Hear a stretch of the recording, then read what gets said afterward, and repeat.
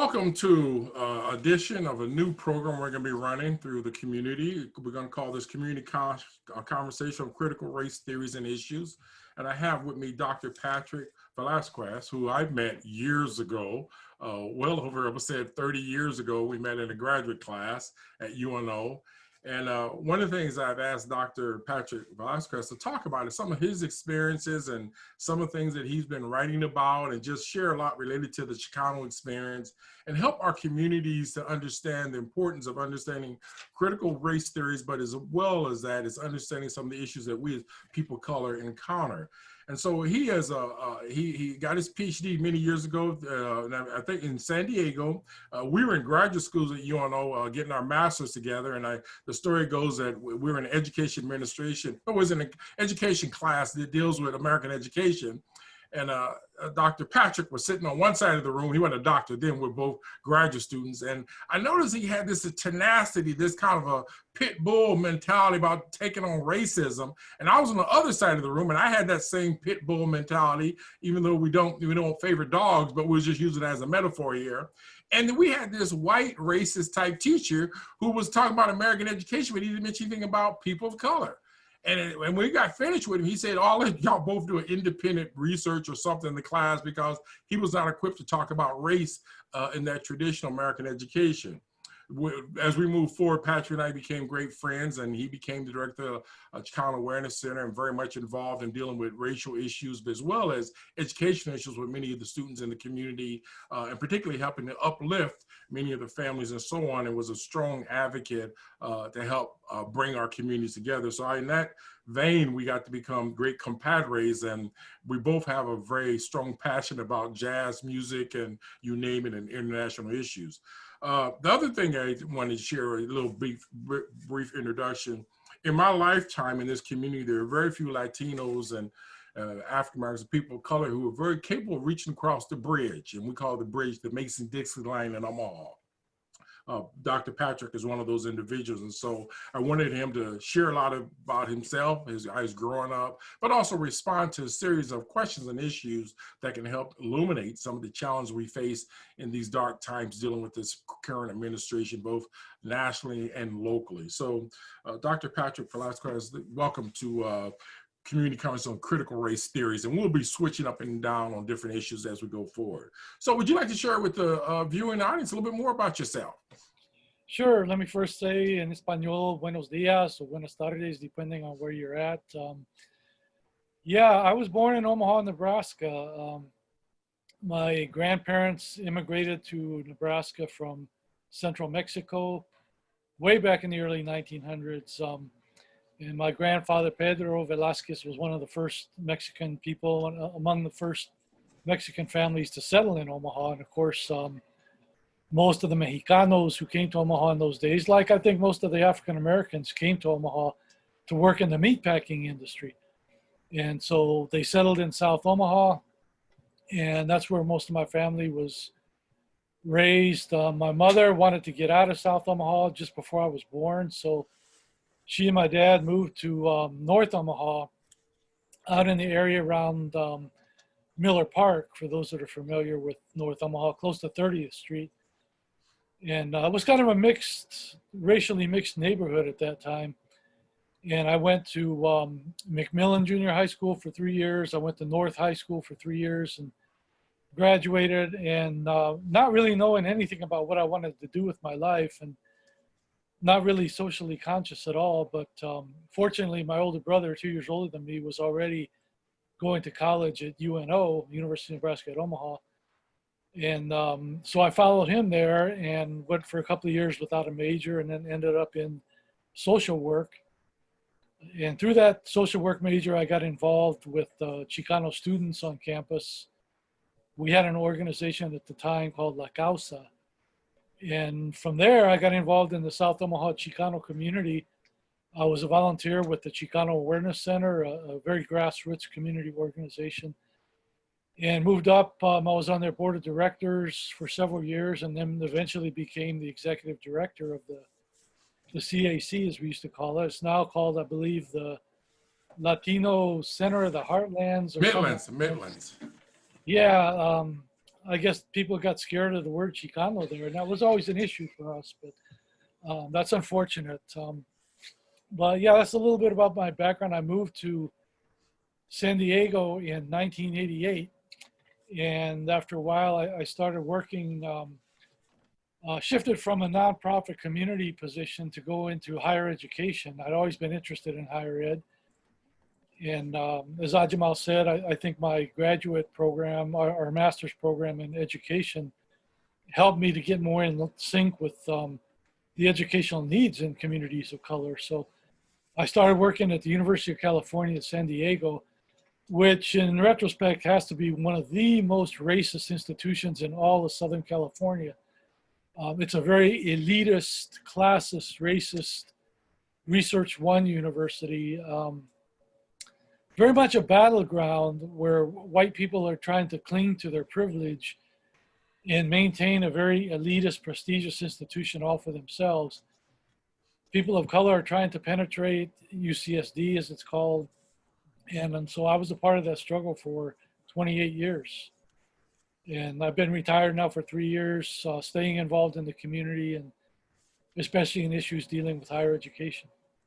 By the way, just a little backdrop. Tell me a little about the pictures in your background there. What's that all about? I noticed you got a number of wonderful pictures that you don't see in a lot of public places in this community. Yeah, there's a couple you might be able to vaguely see at the top there that are in black and white. And those are pictures, old pictures from the Mexican Revolution of 1910. And some of our heroes that they never teach us about in school, even at the university level, people like Pancho Villa and Emiliano Zapata, I became aware of when I was in college. And so those are pictures documenting some of the Mexican Revolution. The colored pictures below are from Cuba, from some of my visits to Havana, Cuba. Wow. They have incredible art markets there. And so I purchased quite a few pieces of Cuban art. Most of them deal with Afro-Cuban percussion. I took up playing the conga drums about 20 years ago. And of course, Cuba is the heart and soul of Afro-Cuban percussion. And so that's been a great aspect of going to Cuba, but I wanted to bring back some of the art and have it on display here. Also, the music there in Cuba is just one manifestation of something maybe we can talk about a little bit later, which is the way that Cuba's been able to maintain African religions. And, you know, there was a time when I thought maybe the most progressive spiritual or religious pathway for Black people in the United States was Islam. But I've since learned that Islam came to Africa through an imperialistic colonial process too, and that it was imposed on indigenous African religions. So you don't find much of Islam in Cuba, but there is a lot of African religion still there. And again, it comes out in what some people would call the folkloric drumming there. Wow, wow. One of the things that I wanted to also explore is some of your role that you played before you left Omaha with the Omaha Police Department. Also, I noticed you've done a number of articles on the Policy Research Innovative webpage that challenges the current status quo in the United States and so on in our community. And then also the issue I also wanted to maybe talk about a little bit is some of the future endeavors you might be working on or things you may encourage our community to deal with. But the first question is, what possessed you to move from Omaha to San Diego? And I know that was many years ago, but again, in hindsight, talk a little bit about what made that transition and make that a mecca or that transformation across the United States. You know, it's interesting. I have been watching a series on cable television called The Chi, which is about a Black community in Chicago, South Chicago. And in one episode, one of the characters says something like, you know, Chicago gets a hold of you and it never lets you go. You can't get out. And to me, Omaha was very much like that as well. There's, I would say most all the people that I knew growing up and spending so much time in Omaha, you know, I lived in Omaha for over 30 years before I moved out here. And it seemed like most people never entertained the thought of ever leaving Omaha. And it wasn't that they were in love with Omaha, Nebraska. it was like for some reason they just couldn't envision any different place to live. Right. And I have to tell you, man, that some of my good friends, when I tried to move out here, told me, "You're not going to make it out there, man. You'll be back."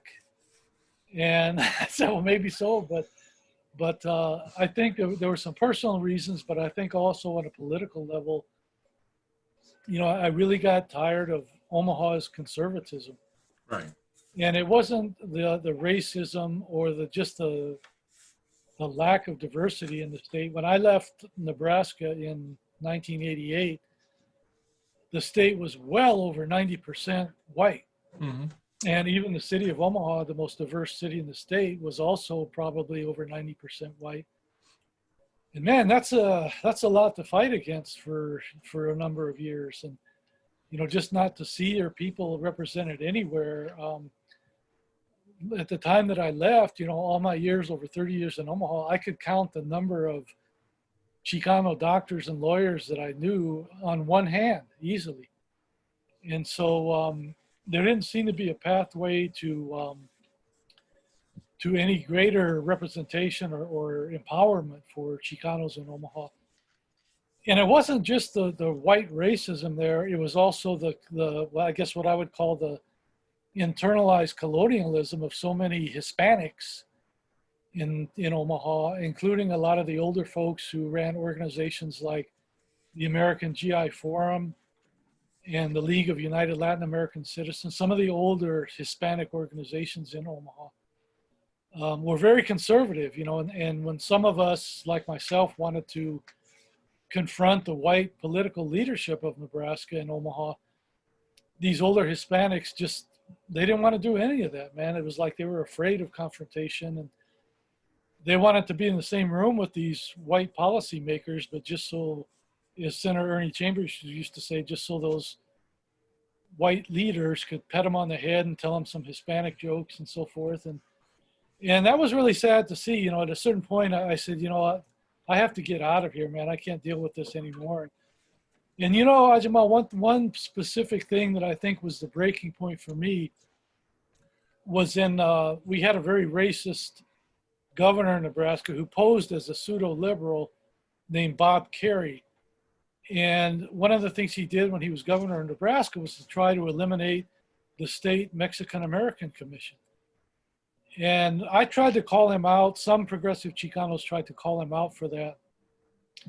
When his tenure as governor ran out, some of us sat around and said, man, if that guy ever runs for public office again, we're going to do everything we can to stop him. And sure enough, a few years later, he ran for the office of United States Senator.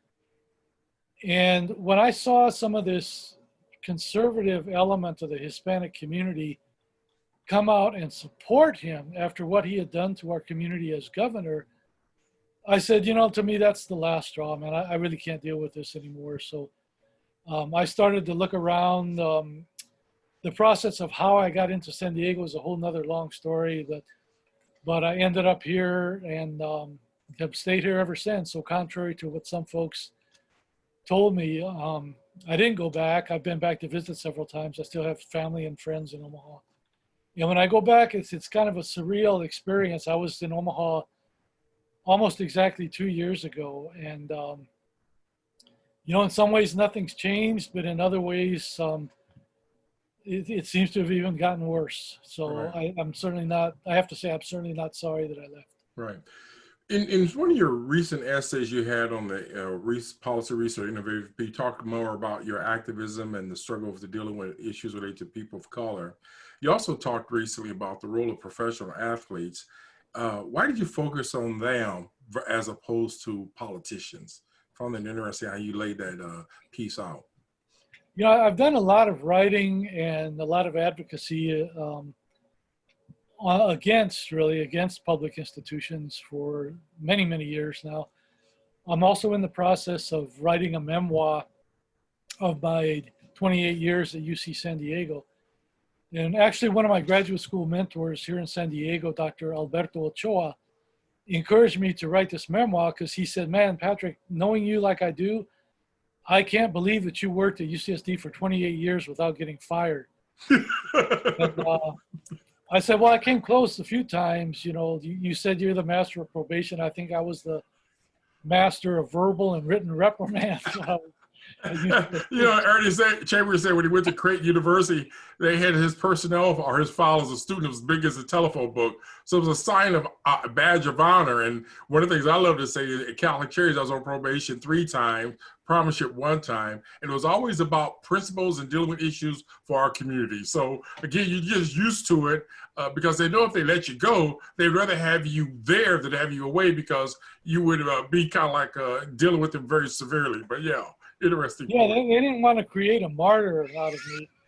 And, you know, I had a lot of support from the students of color and alumni of color and some of the faculty of color there. So they didn't want to confront those forces if they had fired me. And right, so, right. But they had other ways of emasculating my work, you know, and limiting what I could do. And they were very strategic and very savvy about that. But yeah, he told me, you know, you need to make that a written history so that other people of color in higher education can see how you negotiated that process for so many years and was able to make some changes without getting fired in the process. So I'm working on this memoir, which is very much about confronting public institutions. And something just touched me, I think, about the current struggle by athletes and especially what I see is a lot of the frustration on their part. You know, I've always, I said in the piece, you know, I've always been, or at least for a long time, very critical of people like Michael Jordan, Oscar de la Hoya, the Chicano boxer, and even LeBron James for not doing much more than they have to fight racism. And this notion that, like, I heard LeBron James say, well, you don't see what I do behind closed doors. And I said, man, other than going to the bathroom, I don't know what you do behind closed doors. And you're certainly not going to make any changes that way. Somebody with his voice and power needs to be much more visible and upfront about calling out racism. So right. I think we're seeing more of that in amongst professional athletes now, especially in the NBA. But again, I think the frustration that I'm seeing, it was as if, you know, they thought wearing these jerseys with slogans and putting Black Lives Matter in big letters on the court, that was going to stop white cops from murdering black people that are unarmed. And, you know, honestly, that's very naive, man. And so it struck me as, you know, this what I'm seeing is folks that have come to the struggle very late, unfortunately, because as you and I have talked before, the police murders of people of color, primarily Blacks and Chicanos, this is not a new phenomenon by any means. Well, it's part of the historical lynching in this country, and most people don't study that. There's been over 5,000, some will say 10,000 lynchings. And when you talk about those numbers of Black and brown folks, majority have been African Americans, obviously.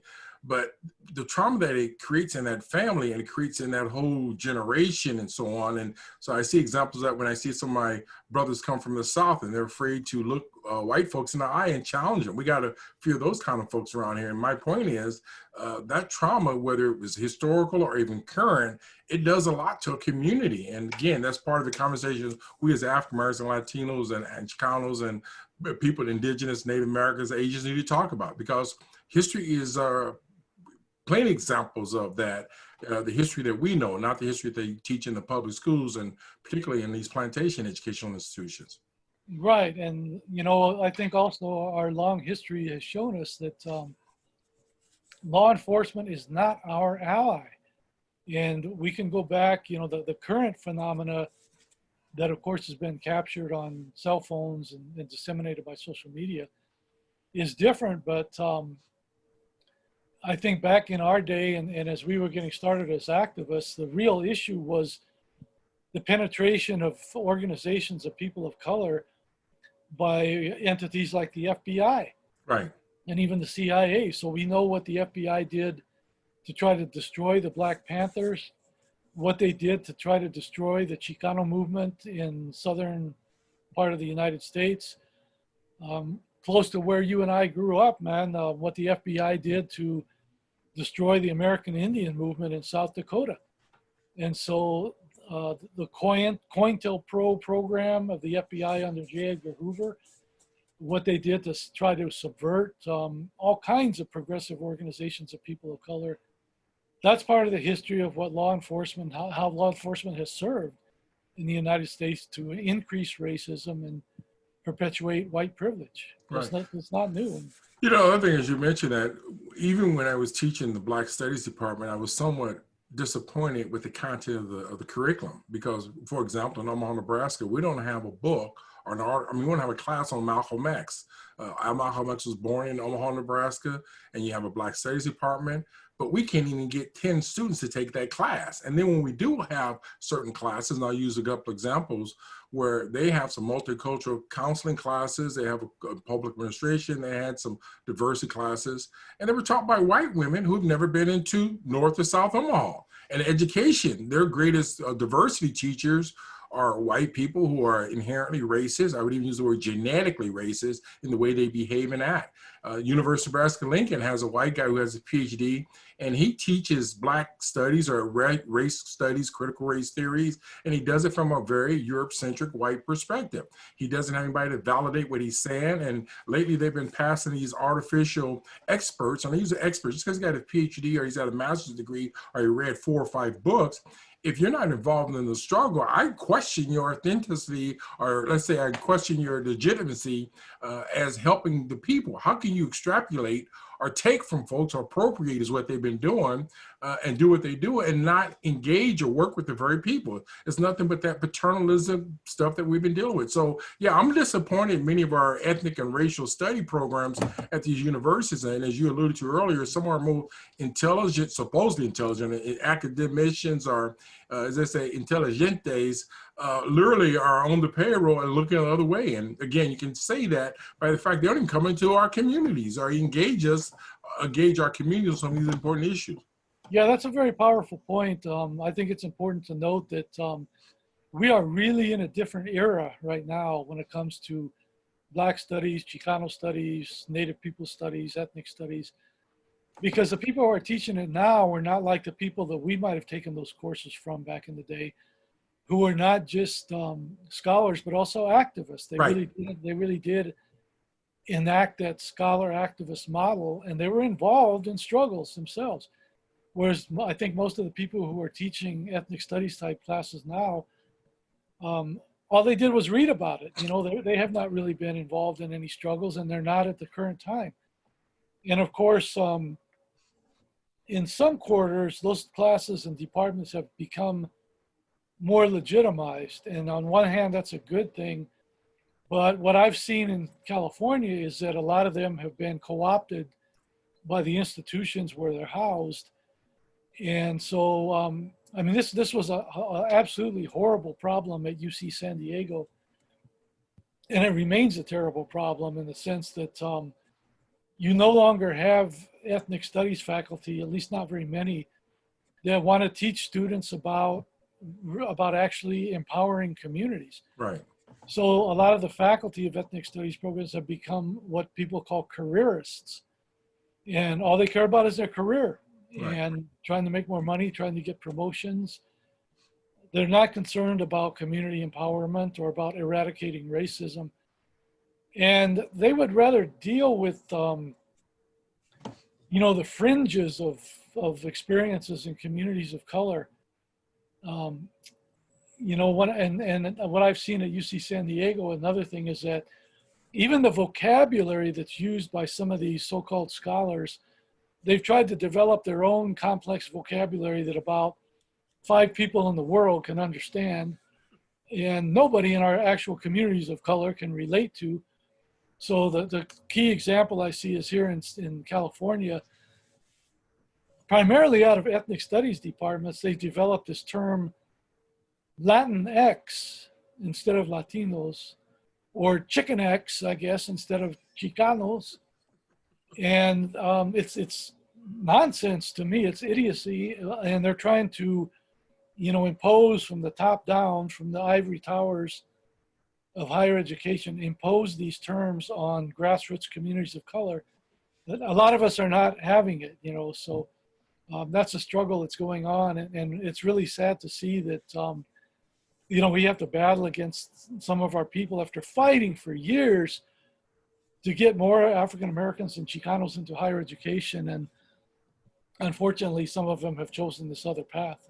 You know, as you're alluding to that, one of the things that jumped out at me, and again, I will kind of apologize. Sometimes I do jump around a little bit, but one of the things that I found fascinating is the racism that is increasing more so, and particularly in this community. I mean, you see things, and one of the ways you measure is by the lack of diversity. You measure by the lack of economic parity. You measure by home ownership, and so on.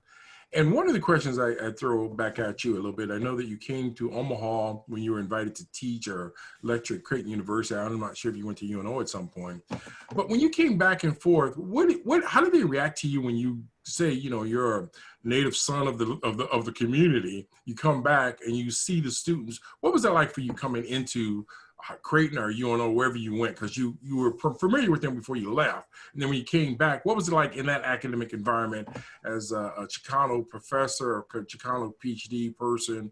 What was that like for you, Pat? I think it was about 7 years ago that I went to speak at Creighton University.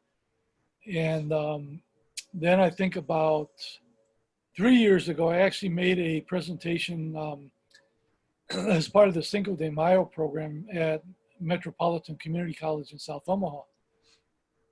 I did have a meeting with some administrators in the social work department and some other administrators at UNO that same time I was there to speak at Metro Community College. The presentations that I made were to an almost all Chicano audience. And you know, I had the feeling that people were listening and they heard what I said. It's hard to get a real strong feel for the degree to which I might have impacted them or at least made them think a little bit. One thing that I do remember is I said, you know, every time when I was at Metro College, I said, you know, every time I come to Omaha, I think about what a great influence Senator Ernie Chambers had on me. And that I think Omaha, Nebraska is so incredibly fortunate, especially the communities of color, to have Senator Chambers there all these years.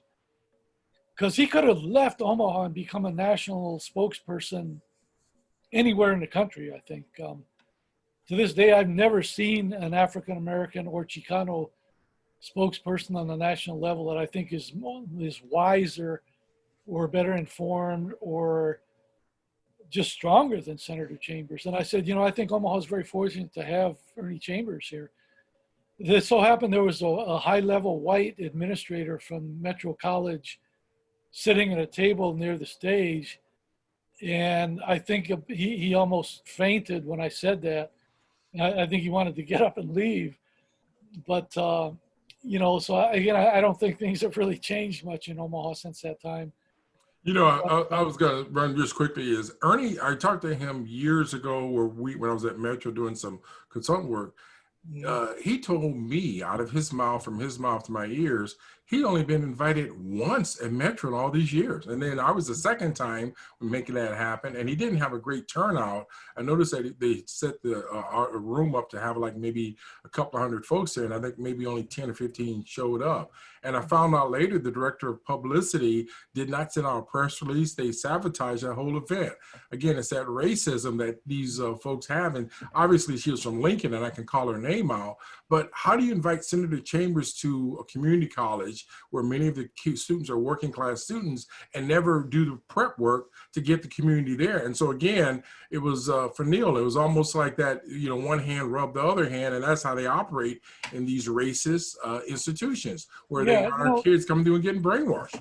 And you mentioned earlier about the inability of UNO to sustain a class on Malcolm X. Man, there should be a class on Senator Chambers. I can't tell you all the times that I've told people out here in San Diego about the things that he accomplished.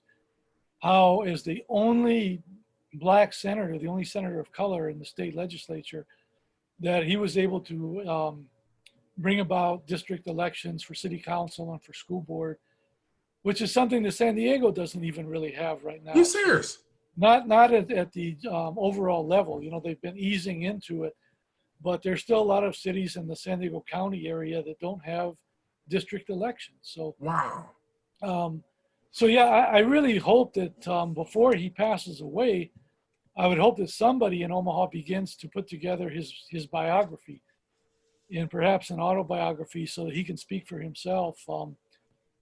Man, it would be a shame if his history is not documented. And, you know, unfortunately, he probably will not be appreciated fully until he does pass on. But There I is, hope that I hope he's appreciated and documented. yeah, there is a book out, a PhD. She's now a professor. She wrote a kind of a historical piece about him, and she Good, published it as a book.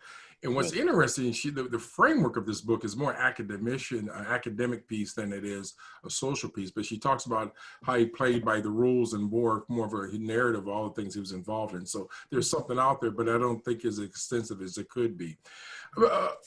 Dr. Patrick, I'm going to switch up if I can a little bit. And again, one of the things I want to come back to you, to this Fidel Castro and your role going to Cuba and so on. What was that like for you? And I do know that many of us who are conscious of Cuba and what they've done for the African countries and just how they've been able to push back against this imperialism, Western imperialism, have been able to maintain their culture. What was that like for you going from the United States to Cuba and interacting with people who are very much conscious of the political, social justice stuff in the Northern Hemisphere? So what was that like for you? You know, one of the things I would say at the outset, and a lot of people are for some reason surprised when I tell them this, but for all practical purposes, Cuba is a black country. Oh, wow. The majority of people there, at least, would be considered black if they were in the United States. And, you know, reading the research of people like Henry Louis Gates, there were more African slaves taken to Cuba than there were brought to the United States. So the African influence in Cuba is immense. I had been interested in Cuba since my days as a college undergraduate activist. And, you know, as Chicano activists, we always looked at Fidel Castro and Che Guevara and the other Cuban leaders of that time as role models of powerful Latin American leaders who would stand up to white racism and the imperialism of the United States. So I wanted to go there for a long time, and I've had the good fortune to have been there several times now. And you know, first of all, the Cuban people are very welcoming when it comes to folks like myself. There's a long-standing positive relationship between Mexico and Cuba that goes way back on several different levels. And there have also been Chicano activists since the 60s that have visited Cuba and tried to support Cuba in their struggle against US imperialism. So I found that people were very welcoming. They wanted to know more about the Chicano experience in the United States.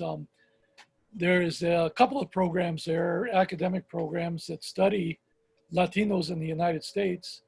And so I was able to interact with Cuban scholars several times, and was a great experience. You know, they're very well informed, very highly educated folks. And one of the things I was trying to focus on while there, as well as when I returned, was the education system of Cuba and how it stands alone in Latin America is a very effective system of education. Education is free in Cuba from preschool through professional school, very open access. So it's an incredible model, and the way that their education system addresses national identity and uses history to create solidarity among the Cuban people has been very impressive. So I just knew intuitively that there were some things about the Cuban experience that would be valuable lessons for Chicanos here in the United States. And that's what I tried to uncover and write about. Yeah. You know, I fast forward to the Black Lives Matter and some of the killings of African Americans by racist police officers, so on and so on. And I want to go back to when you were in Omaha, you did some training with the Omaha Police Department. How is that different back when you did that training for many of these cops who treated you disrespectfully, you know, excuse me, many years ago, compared to what's going on today from your vantage point of looking at some of the craziness in our communities, particularly Minnesota and so on? Talk a little bit about that, and also your relationship with the Latino peace officers, because most people don't know about them in Omaha. What was that like?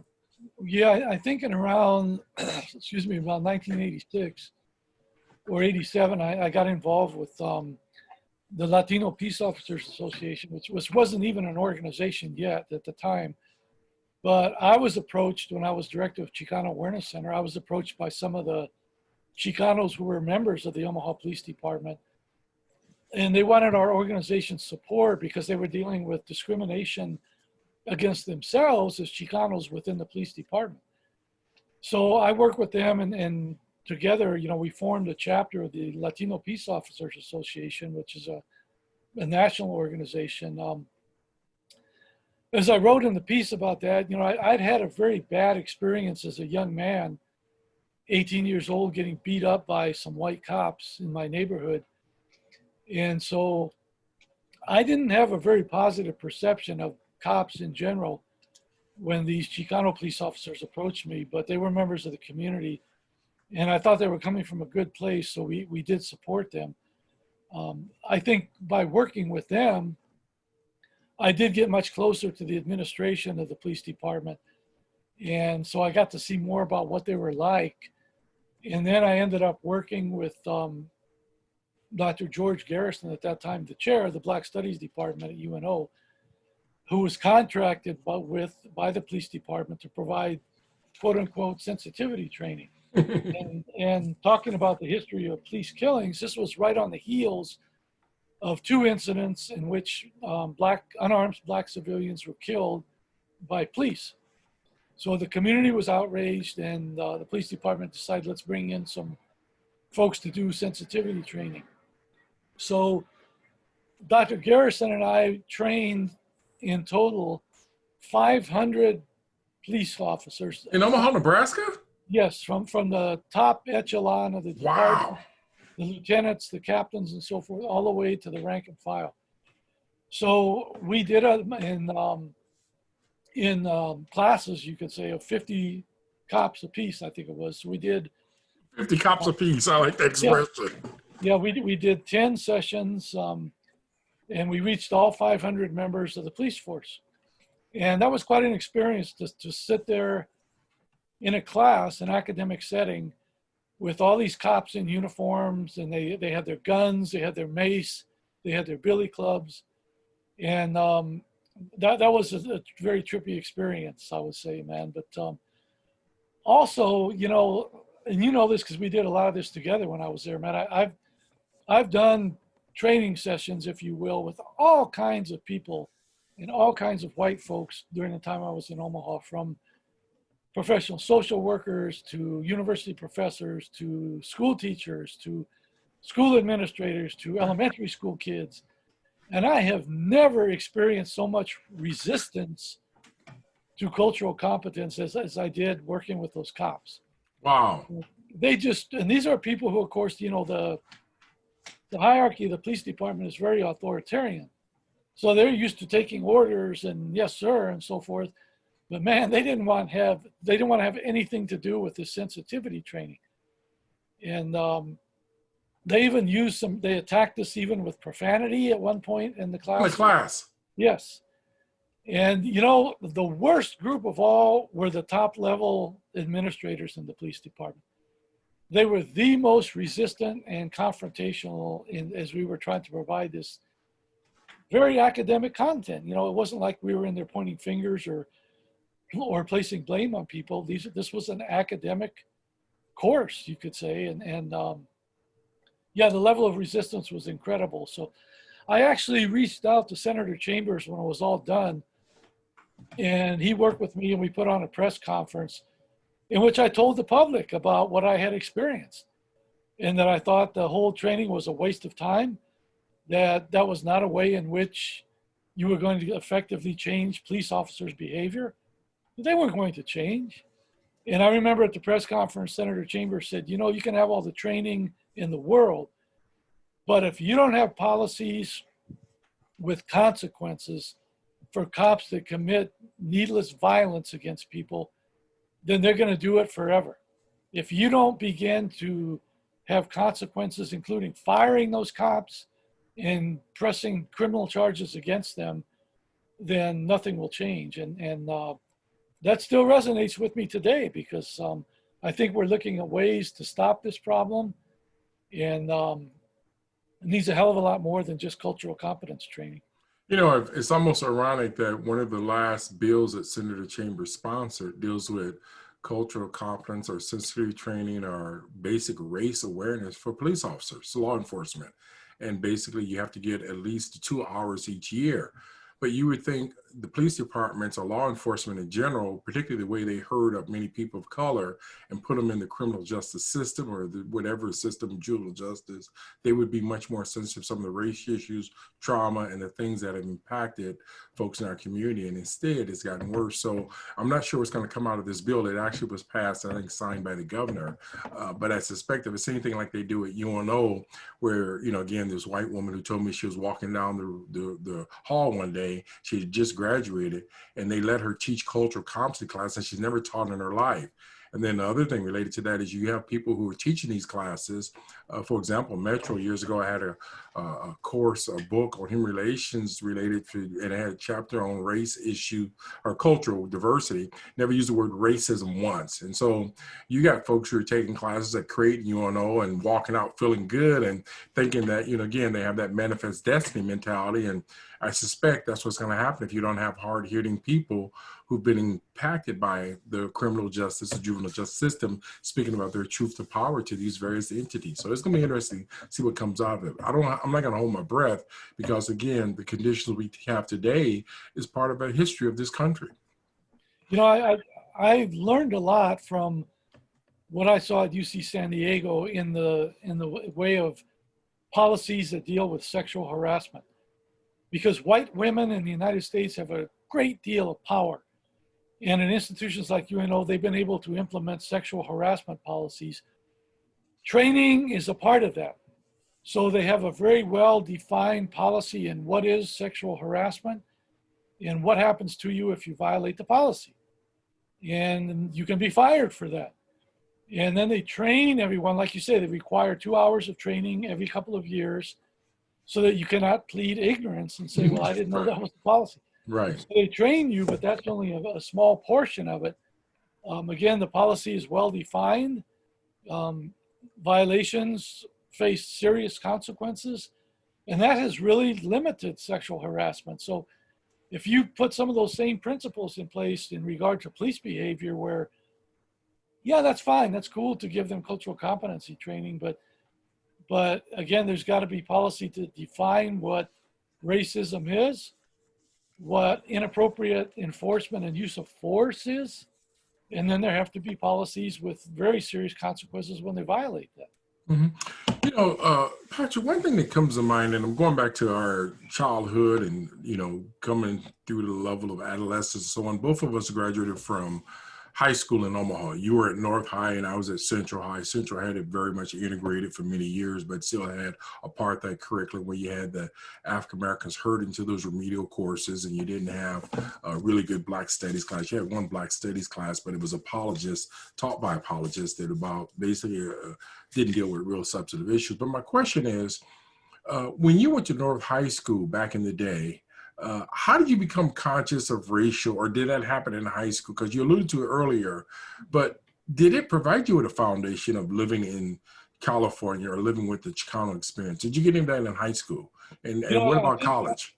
I think I saw some things in high school that probably were buried in my subconscious. I definitely was not conscious of them, but when I was a junior in 11th grade at Omaha North High School, we had some full-blown, people would call them race riots, where there were a massive breakout right in the hallways of fistfights between white and Black students. And I remember we had an all-school assembly, and the school gave, the administration gave some Black students a chance to get up and talk about, you know, Black history and the Black experience, and that they needed that in the high school curriculum. And that was the first time I ever heard anything like that. And I didn't resonate with me. I wasn't ready, I don't think, intellectually for it at that point. I was somewhere else. And, but I think it stayed there in my subconscious.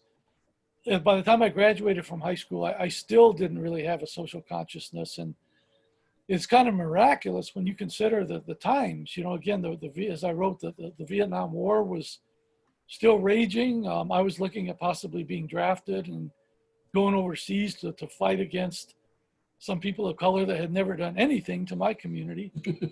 As Muhammad Ali said, no Viet Cong ever called somebody a dirty Mexican, if I can do it. And so, I think little by little the experiences began to accumulate, but it wasn't until I began to take some academic courses during my second year at UNO that I began to put the pieces together and realize that, what, for about 14 years, I've had a brainwashing education, I think as you used to call it, that the public schools made me think that, this Donald Trump doctrine that the United States is the greatest country on the face of the earth, the greatest country in human existence.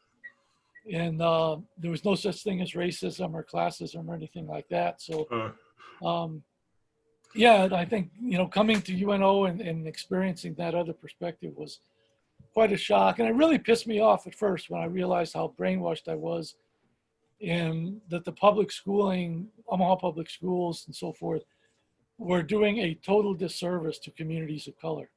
As you mentioned that, when I did my ed specialist degree, and again, I did a comparative analysis of the South African apartheid education for the Bantu and African folks and what happened in Omaha. And I remember my professors on my graduate committee were very angry and didn't like the fact that I made that comparison analysis. But what I did is the results were the same. Just like in the prison industry, you have a high percentage of African Americans and people of color in prison or in jail or the juvenile justice system, and they can't figure out how to stop making bank off our communities. And when you challenge it on, they want to shoot the messenger. At the end of the day, there's an over-criminalization of people, and you obviously can see it through the data where you have sentencings where people giving longer terms, and stories and things that you hear from people where they're basically stopped or profiled because of the color of their skin. So again, our education system doesn't necessarily teach that.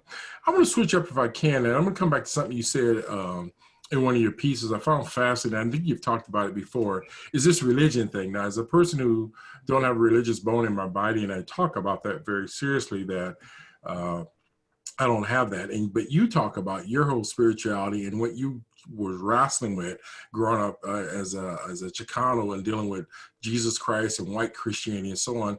Talk to me more about that, because most of the Christians I know really don't do a good job of explaining race and that white Jesus image that is ramrod down African people's throat and make them pacified towards getting their social justice. So give me a little bit more about your analysis in that piece where you talked about how you've come to deal with the spirituality and race in a little bit different light than some of us who reject a lot of that spirituality that they talk about.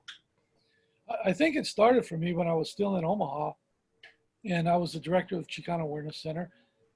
And we had several substance abuse programs, and one of them was run by a white woman, actually a Catholic nun, who I respected a lot. I still respect her, even though she's passed on, but she did a lot. I would say during my lifetime, I have personally met 2 or 3 white folks that really were courageous enough to confront racism without fear of the consequences for themselves. I say 2 or 3. Wait. Let's see if we got that right. You say 2 or 3, because I assume you've met hundreds of people in your lifetime. You said only 3 or 2? I've met thousands of people in my lifetime, but I'd say 2 or 3 white folks that I would describe as courageous in the face of kind of like John Brown. Okay. Yeah, exactly. And she was one of them, though. And she brought this to my attention, that there was a struggle in Chicano communities to try to bring more attention from the Catholic Church. And one manifestation of this was that example that Catholic social services had programs for alcoholism, to treat alcoholism in Omaha, but they didn't have any Spanish-speaking counselors. And they did not have services anywhere near the Chicano community. So I think it's pretty well known, especially in those days, that most Chicanos, the overwhelming majority of Chicanos, are Catholic. And, we get baptized into Catholicism, as I was. And then we remain Catholics without even thinking of other alternatives. But at a certain point, I think in the 1980s, some Chicanos were starting to leave the Catholic Church for other Christian denominations.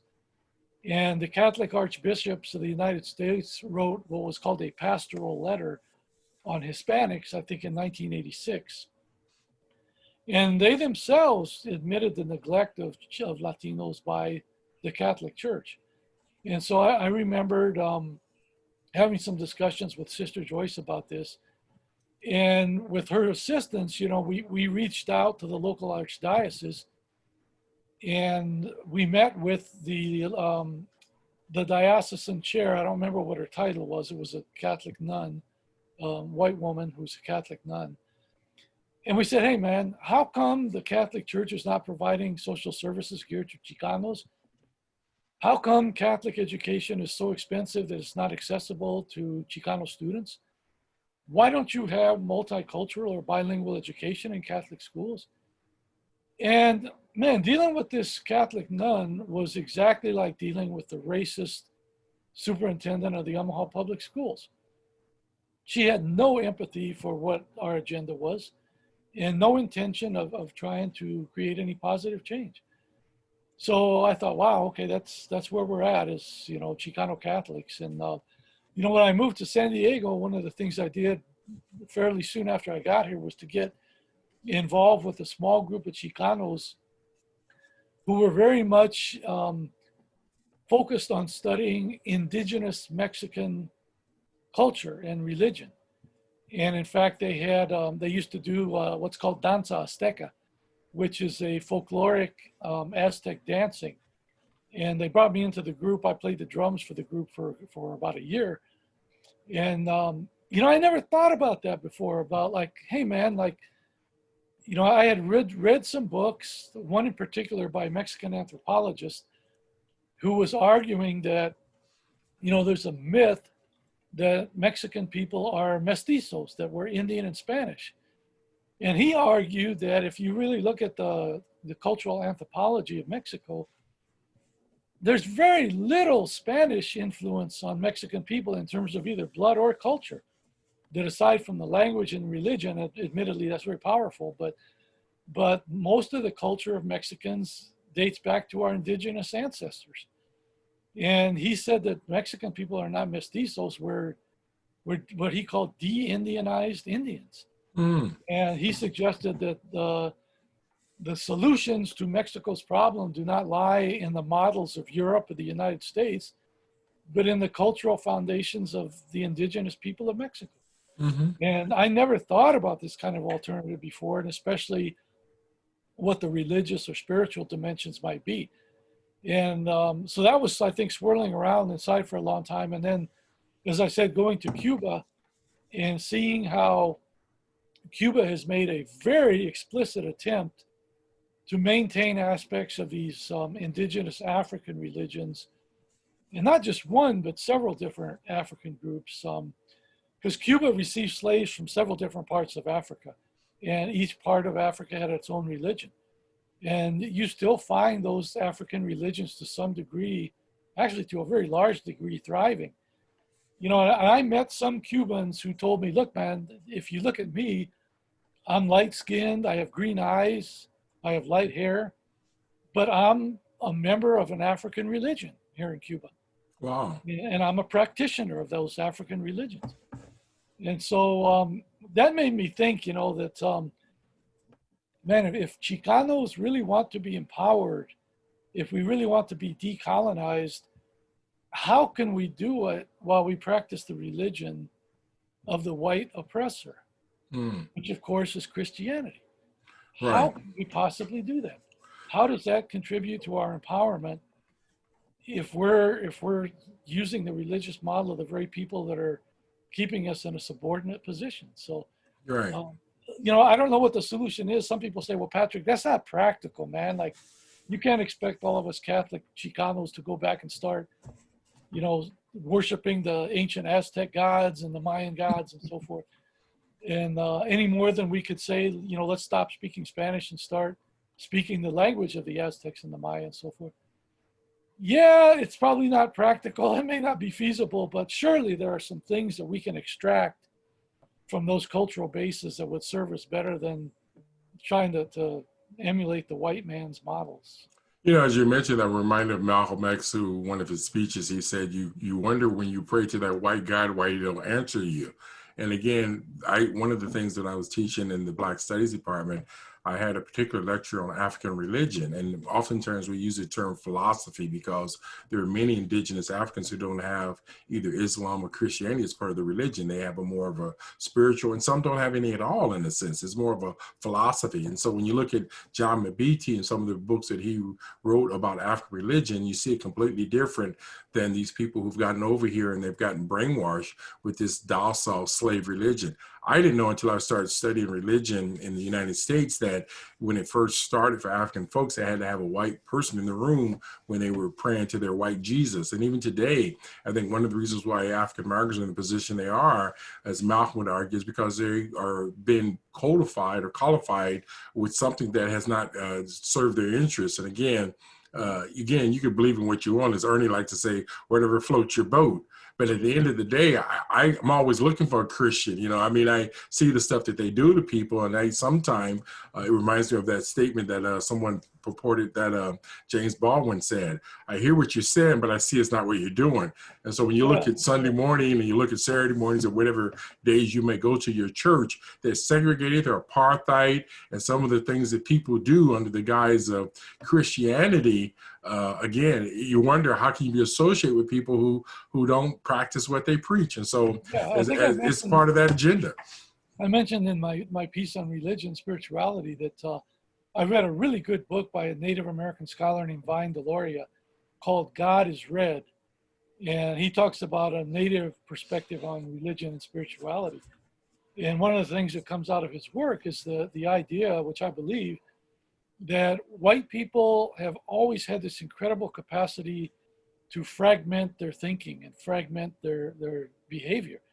So apparently there was no contradiction when a white slave owner would go to church on Sunday morning and then come home from church and rape one of his slaves or beat one of his slaves. Right. And he apparently felt no contradiction in that. And so I think that's still maintained. Somebody told me once that a Christian is somebody who actually lives the life of Jesus Christ as it was described in the Bible.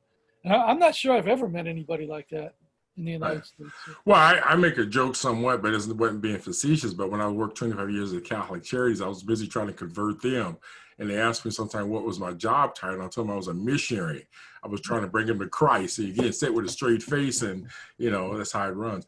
I want to ask you a question. I know that you talked a little bit about this issue of in one of your pieces, Open Veins of Latin America. And I remember the president of Venezuela gave a copy of that book to President Obama, and it shot up on the Amazon list. I had a chance to read that book and thought it was probably equivalent to How Europe Underdeveloped Africa by Dr. Rodney. And then there's another book written by Chancellor Williams, A Destruction of Black Civilization. So as I read that book, it was almost equal in terms of what Europeans have done to Latin American countries and made them so difficult to deal with their own indigenous issues.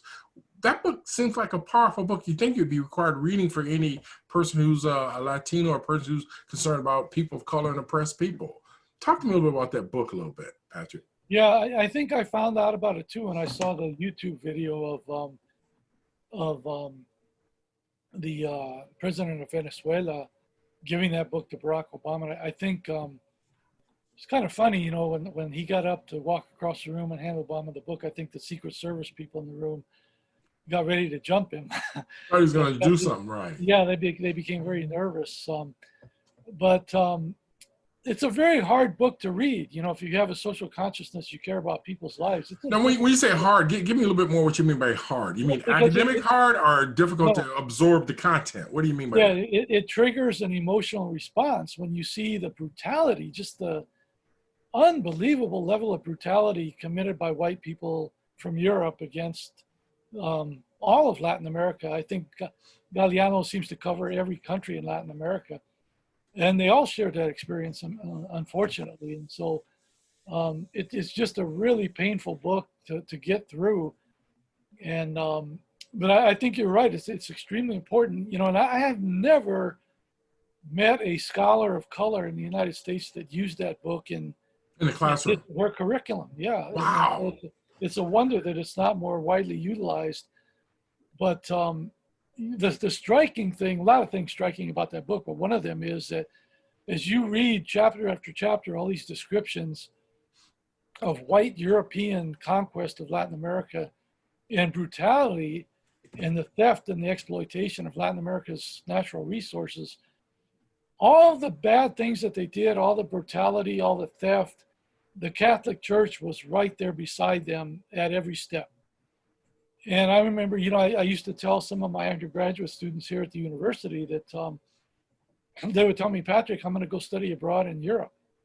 And I'd say, what do you want to go to Europe for? Aren't you really living in a European country here? And they would say, well, I want to see all the history in Europe. I said, you know, there's history everywhere. And they said, well, I want to see all the architecture in Europe. I said, you know how that architecture was built? Do you know where they got the wealth to construct all that architecture, especially all those Catholic churches, those temples and so forth? Man, that came from the rape of the natural resources of Africa and Latin America. Right. And so I think the book's graphic illustration of the role of the Catholic Church in all that oppression, which, by the way, still exists today. You know, I don't think in many ways that Latin America has been able to pull itself out of that, out of those situations. That's how powerful it was. And, you know, some people say, well, why is slavery still relevant? Well, it is. You know, if you don't understand the connection between slavery and the current socioeconomic conditions of Black people, you're not thinking very deeply. Right. And if you look at some of the dysfunctional conditions in Latin America, if you can't understand how European imperialism conditioned all that, then again, you're lacking a lot of important knowledge and you're not thinking about it deeply enough. Right.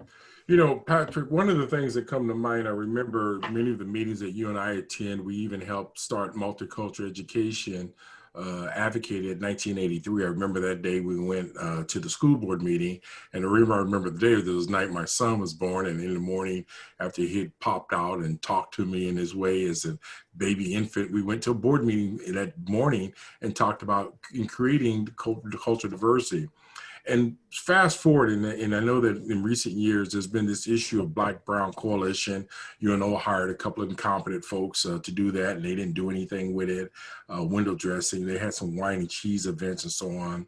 And many of our youth and our families grew up in very difficult situations here on this apartheid city on the Hill. And my question to you is, how come we haven't, as people of color, both brown and Black, dealt with more unity? Our population in the city of Omaha is roughly about 33% people of color. We could determine the election of a mayor and a lot of folks if we join forces, but for the most part, entities have kept us from talking and learning about each other's respective history. So my question specifically is, how can we cannot get a united front as oppressed people of color, poor people, and so on, to change this hegemony of racism, elitism, and just outright subjugation that we see every day in our communities?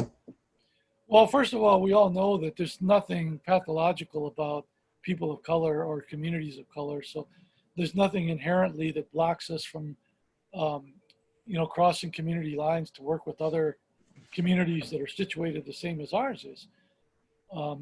I think the reason why it doesn't happen more often is very complex to do, and we have a lot of powerful forces working against it. White society, the dominant society, offers a lot of incentives to people of color who will sell out and who will support the dominant culture and the racial hierarchy in society and the class hierarchy. Those kind of factors make it very difficult to achieve a real, authentic degree of unity even within one community of color. So we could ask the same question: how come there's not more unity within the Black community or more unity within the Chicano community? And there's a lot more that we should, certainly we would want to see. But again, there's a lot of inducements to co-optation, to selling out, and you know, a lot of diverse experience. Some people think that communities of color are monolithic, but they're not. Um, you know that there's a dimension within the Black community of folks that are not the descendants of slaves, that came as more from an immigrant background, like the father of Barack Obama. Hmm. We have the same phenomena in the Mexican community or the Chicano community. We have some folks like myself that are third generation Chicanos and others that just immigrated very recently. So, you have a lot of divergent experiences, and that leads to divergent perspectives. And, the other thing is that we tend to be, as communities of color, we tend to be working class people. And when people work all day, it's very difficult to organize and become a part of collective efforts outside of work. So there are a lot of racial and economic issues that I think stand in the way of coalitions. But, I think we need to keep trying. Man. We need to keep trying both within our communities and, as you say, to bridge the gap with other communities of color. One area where I think it's natural to take place as our populations increase is in elected offices. So for example, here in California, we have a fairly good representation of people of color in the state legislature. And there is a Latino legislative caucus, a Black legislative caucus, and also an Asian American legislative caucus. And they have found common interests and been able to collaborate on some meaningful legislation. So, for example, we just had a bill passed within the last year that I honestly didn't think was going to make it, but it was a bill sponsored by Dr. Shirley Weber, a former Black Studies professor at San Diego State University, now serves in the state assembly in California. And she looked at what at that time what current law said about the level of force used by police officers and what they had to experience in order to justify the use of force. And so she made it more difficult for police officers to justify the killing of unarmed civilians. And of course, the police unions across the entire state fought against that legislation. But it passed and it was signed into law by our current governor. And we also had a law that she also sponsored, passed just recently, that makes ethnic studies mandatory in the California State University system for the first time. We have another one of her bills. She's very active and very progressive, and we have one of her bills coming up on the ballot in November in California that will restore the legality of affirmative action throughout the entire state of California, which has been outlawed since 1997. And so, this wouldn't happen without the coalitions of people of color in the legislature and then in the communities that are supporting that legislation. So the potential is definitely there. One of the points, I want to jump to another point. The media does a great job of brainwashing our respective communities and people of color about many issues, and therefore alluding to what you said earlier. How do we reverse that situation, the stereotypical things that keep us somewhat divided, but how do we challenge the media or get our voices out there so that people can hear what we have to say? I guess the answer is by any means necessary. The media is extremely important. One of the lessons I learned during an incident at UC San Diego was that racist institutions, and this is true of racist private businesses, they really don't like negative publicity. And so if you can get criticism of racism and specific institutions or businesses that are racist, if you can get those in the news on a consistent basis, you can use that to leverage some change. And when we had a series of racist incidents on our campus, the administration didn't want to make any change, but when they saw CNN, national news sources, international news sources coming into the campus asking about this racism and the image of the university as a racist institution going out across the entire country, then they began to take the issue seriously. And so somehow we've got to penetrate the media. Here in San Diego, I've been working a little bit with the San Diego Union Tribune. It might be exaggerating to say I'm working with them, but I'm trying to make sure at least that I submit writing to them on a fairly regular basis So they cannot say that, well, we don't print any letters written by Chicanos because none of them write. And, we need to have our voices in the newspaper. The broadcast media is a hard one to crack, man. And I think what we used to do with public access TV in Omaha could be repeated perhaps here in San Diego. I don't see any of that taking place. I don't see any progressive voices of people of color. Honestly, after 30 years, I don't even know if we really have public access television. And certainly not where that gives people of color a real active role to play to express their voice. So it's very important. We could talk for a long time about Spanish language media, most of which is controlled by white people, and how it just dulls the minds of Latinos with idiotic soap operas in Spanish and very, the news is just these 10-second blurbs. You never get in depth coverage of any critical issues. So now we have so much work to do in the area of media, and obviously we need more people going into that field, but it's a tough profession to get into as well. Dr. Patrick, I know one of the things that we've talked about in the past is a number of issues, and one of the things that you and I used to do was a program called Minority Forum, and later we changed that program to People of Color. And I know that one of the things you continue to talk about is how we get guests and individuals when we did those programs to challenge the status quo. And as we're winding down this particular episode and so on, I also like to give the guests or people that we have these conversations with an opportunity to throw out some pearls of wisdom, or as we may say, some heavy light to kind of like help our audience to understand what can they do. And so in light of all the things that we're facing, what kind of things do you think we can do to help bring a change in this present malaise or this condition that we face in this community as well as in this country? So can you share a little light on what are the things you would leave with our viewing audience? Well, it is very much a historic time.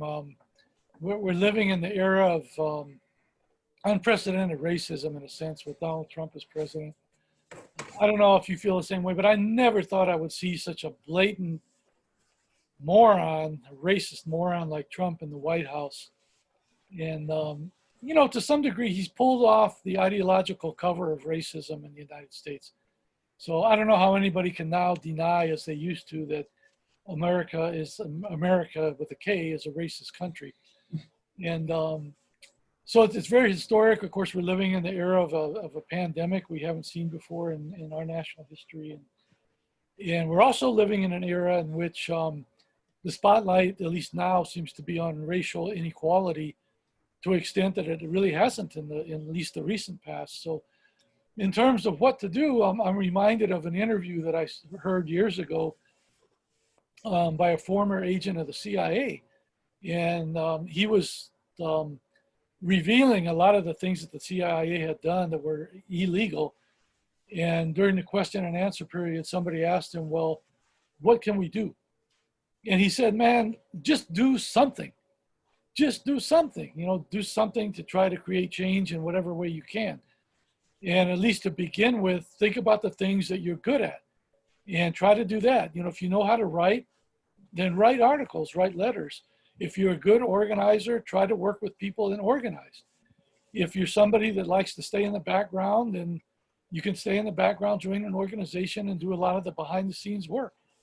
But at least try to do something and try to be a part of a collective effort, because this in a way is a great opportunity for us to try to push momentum forward, but it won't happen unless we remain active. And as you know, the struggle very much continues. And